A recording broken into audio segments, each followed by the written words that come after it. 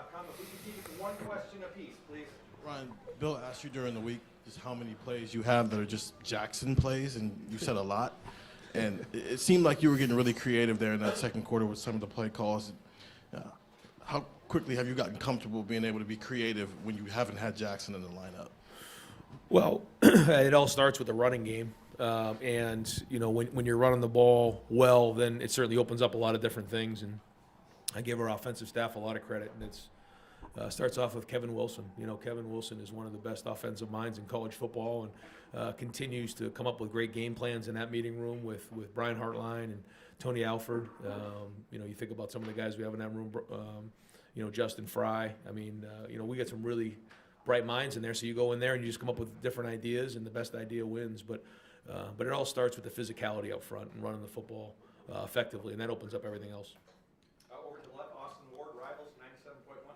Ryan, you mentioned throughout the week how much respect you have for Michigan State's program, and then the, I guess, quote-unquote, new challenge of going on the road, at least for this season, to handle your business as relatively quickly as you all did in the first half. What does it mean? What does it say to you about this team?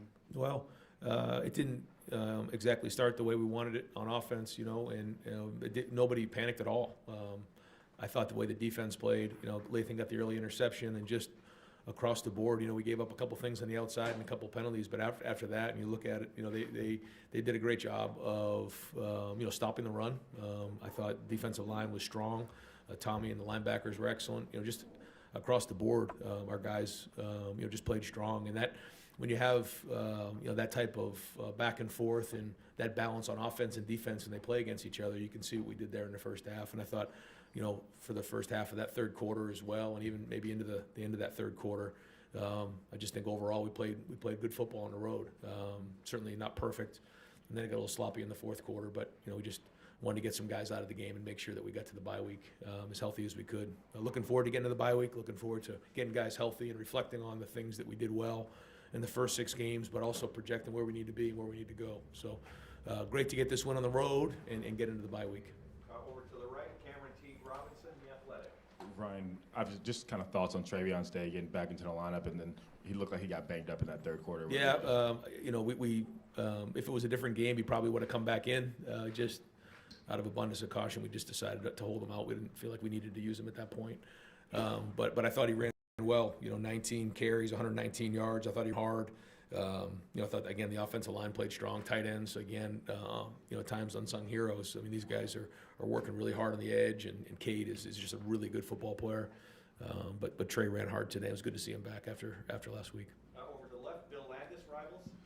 Ryan, you guys are, I don't know if you can be more efficient maybe than you've been with the first team offense in there the last few weeks, but you're doing this without a full deck. You've had Trey out a little bit, you had Mine out today, you've not had Jackson really.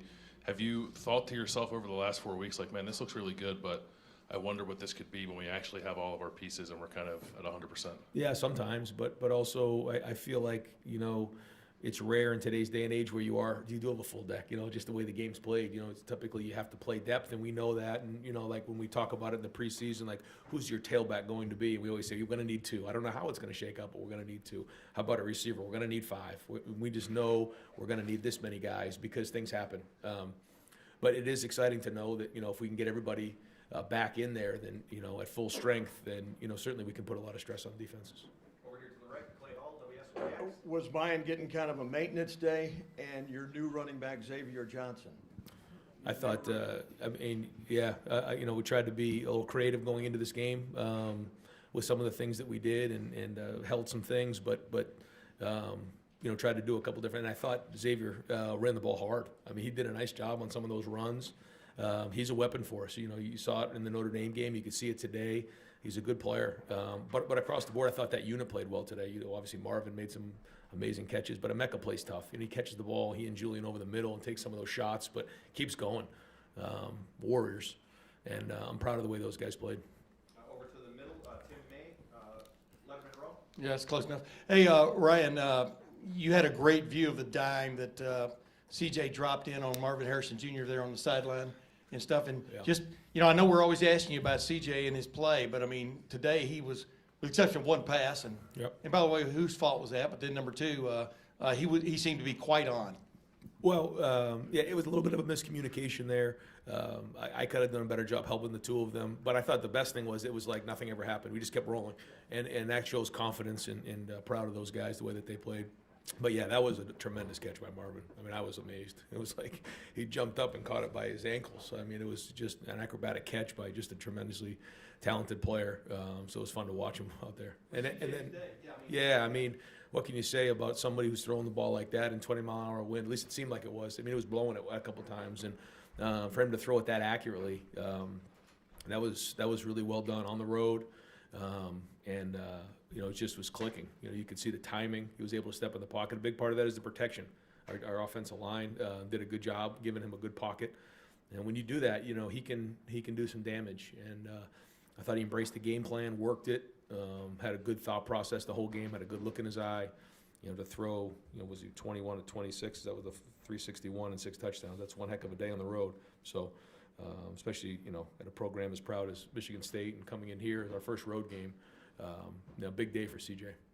So Rabinowitz, Columbus Dispatch. Your defense is obviously playing very well. The one issue you guys have is the quarterback play. How concerned are you? You pulled Cam out of the game at one point. We were talking to him. Can you share what you shared with him, and how big a concern is that for you? Well, you know, again, I keep looking at it, and we're there. We just don't seem to be making the plays. So we got to figure that part of it out. I think if it's something where, you know, guys just are just creating separation, we can't cover anybody, that's one issue.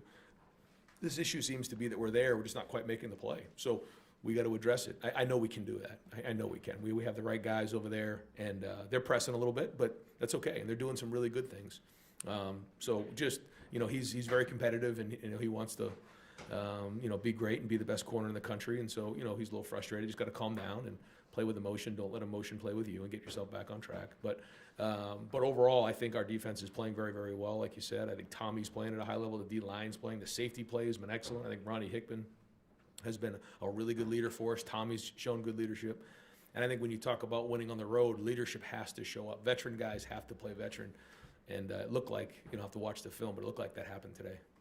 Over to the middle, Rob Oliver, Columbus Dispatch. You're winning by 4+ touchdowns. It feels like rinse and repeat. And from this side, it's almost like nitpicking to pick apart. Is that fair to nitpick this team, to look at the cornerbacks, and do you nitpick behind the scenes, say, going forward? Absolutely, yeah, absolutely. You know, and that's a good thing. You know, we get a little defensive because, you know, it seems nitpicky at times, but you know what? We want to be the best in the country. That's our goal. And we want to challenge to be the best in the country. So, yeah, like we have to figure out how we can get better in different areas. And you know, we're not just going to sit here and say, oh, it was a great game, we're good. No, we're not. No, we have to keep building and keep growing. And that's the point that we have to make sure that we address here during the bye week. Okay, here's what we did these are the past 6 games. They don't mean a thing moving forward. I think you can see what we're capable of, and that's exciting.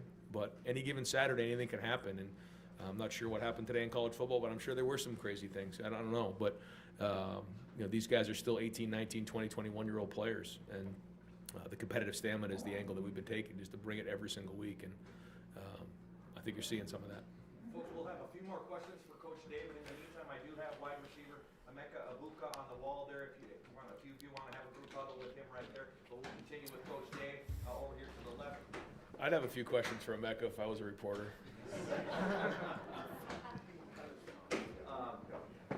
Where we've got Tony Girdman, Buckeye Huddle, and I'm going to bring Tommy Eichenberg up here to sit at the far left. Let's do a couple more for Coach Dave, and then we'll open it up for Tommy. Ryan, are you still able to be surprised by some of the catches Marvin makes, and what did you think of that last touchdown catch? Yeah, I was surprised. I think maybe if they saw my face on camera, I was like, "What was that?" That was a tremendous catch. We do see things in practice, but that was special. Over here in the middle, Dan Hope, 11 Warriors. Yeah, Ryan, just to follow up on Travion, it seemed like he was running with a little bit of an extra edge there in that first half. Did you see some extra fire from him this week after not being able to play last week? Yeah, I don't know if that's what it was, but I saw it too. I thought he was running hard. He was running physical. He was finishing runs. Yeah, you could see that. He had a bounce in his step, and he was running determined. Yeah.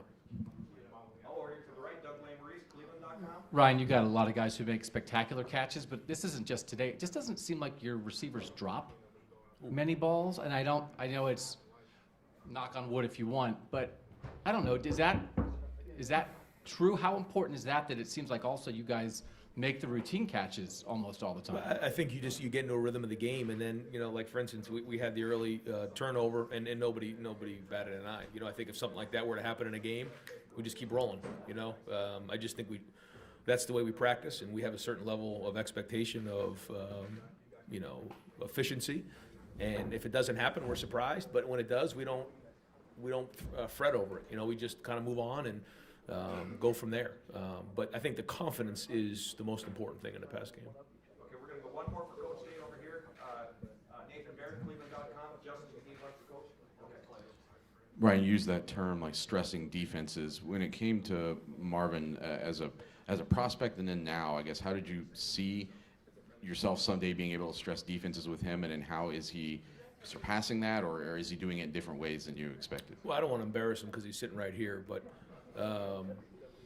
I'm going to anyways. Maybe he won't like this, but it's a is it Friday or Thursday? I'm just walking through the facility, and he's out there on the jugs with Reach Stockdale, going through, I think, the script of practice and the game plan in the facility by himself, just going through it over and over and over again. I think you ask anybody on our team, they say, oh, there's Marvin again working by himself. So this isn't something, he's been blessed with a lot of gifts and talent, but he has unbelievable discipline and skill. And when you take a tremendous amount of talent and mix it with discipline and skill, that's what you're seeing right there. And did we see all of that in recruiting? We saw some of it, but the rest of it, is a credit to him as a person and his work ethic. Coach, thank you very much. Okay, thanks.